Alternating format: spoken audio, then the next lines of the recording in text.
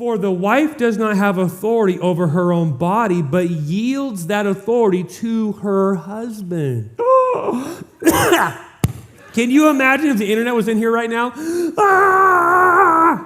Look at that. The wife does not have authority over her own body, but yields it to her husband. What is he saying? This is so helpful and instructful for us. Because some women are like, don't touch me. I was in one counseling scenario, and she was like, she came in, and he was like really sheepish, and she was, man, hot and bothered. And I was like, what's going on? And she's like, he can't keep his hands off me. And I was like, oh, that's the problem? What? And she's like, well, you just can't. And I'm like, honey, that's an awesome thing. And she's like, well, it is? And I'm like, yeah, he's being biblical, man. It's awesome. Like, hurtful, harmful? No, he just wants to always. And I'm like, that's amazing. I knew this Bible verse was true before I actually read it in the Bible. When I was a kid, I'd be over at my grandpa and grandma's house, Grandpa Vern and Grandma Edna, and my grandma would be cutting cauliflower, because that's like all she did. Is like we ate cauliflower 24/7 over at her house for some reason. And so cutting cauliflower, and my grandpa, dude, he could whistle. I can't whistle, my mouth is dry. He'd come whistling because he's always running 1,000 miles an hour. And he'd walk by and he'd be, hey, baby doll. And he'd slap my grandma, on her grandma bottom. And us kids would be like, and she'd go, Vernon, like that. And you get over here. And we're like, oh, man. And he'd come over there, and then she'd go, you rascal.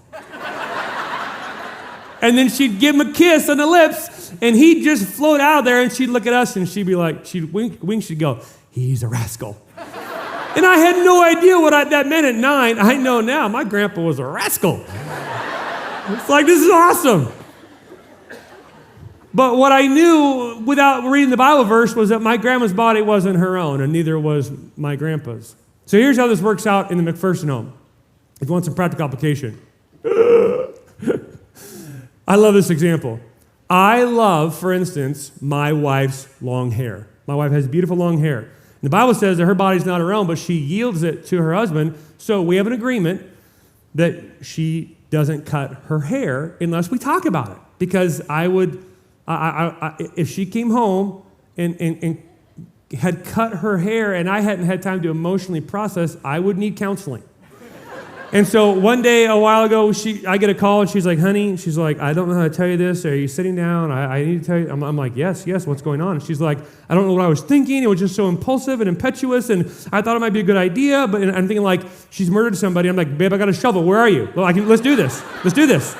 We'll take care of the evidence. And she's like, I just don't know what I was thinking, and it seemed like a good day at a time, and she just was talking, and she was just more and more, and she's like, I cut my hair short. And I was like, we're good. You did what? And then she lets me do this whole like volcano eruption thing for like 5 minutes on the phone. We had an agreement. I love your long hair, and it's gone now, and it's going to change the shape of your jawline and your picture. We can't take pictures for 9 months, and this is going to. I'm going on like this, and then dead silent. She's like, "Sucker, I got you." And I'm like, oh. Well, yeah, I just got a face tattoo. How do you like that? She's like, your button is so easy to push. I know.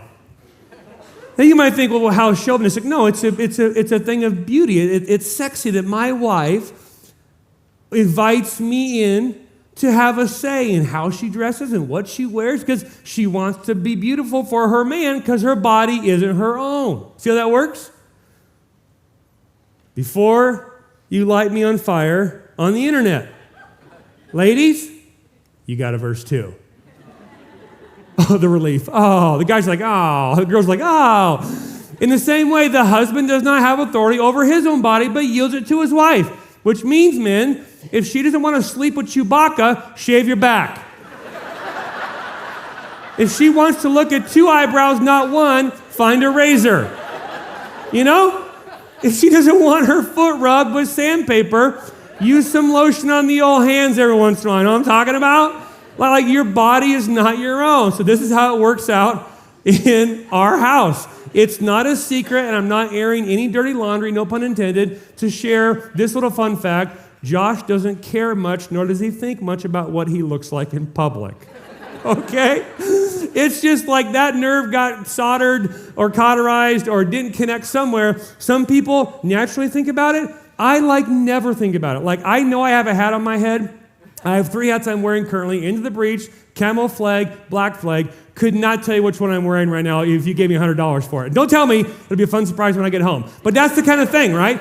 If you stop me in the parking lot, Josh, close your eyes. Yes. Tell me what you're wearing. There's a 50-50 chance I fail the test. Unless I can conjure up a memory of what I looked like in the window of my truck when I climbed in it to drive here, I'm probably dead in the water. I just don't think about it. My life is one just continuous decision-making process. If I can cut out decisions in the morning, like what to wear, my life is better, and I'm in front of the curve for that day. So it's like jeans and T-shirt, shorts and T-shirt, whatever. If it's on the ground and you can't smell it from 10 feet away, I'm probably throwing it on and going to work. And I get regularly reminded, hey, Josh, you've worn that shirt all week long, to which I want to say, I don't care, but thank you for caring. That's me, right? Now, that doesn't make it right. That's just where I'm at. So this is how it works out.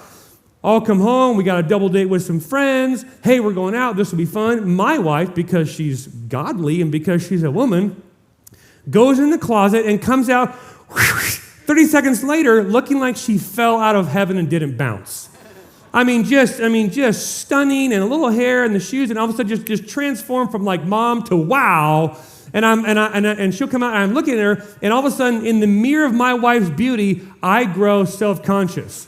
And I'm like, oh, you look amazing. How do I look?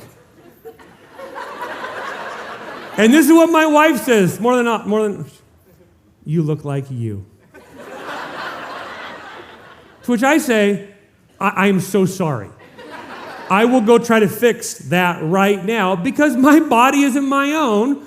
And my wife has the right to be seen in public with something she's not totally embarrassed by, okay? That is a perfectly fine thing. So to make sure we don't overcorrect here, last week was, ladies, it's quiet strength and inner beauty, not all the adornment that makes you beautiful. That doesn't mean you swing to the extreme and swear off deodorant and brushing your teeth. No, you should still do those things to make yourself beautiful for your husband, because he is your standard of beauty and you are his standard of beauty.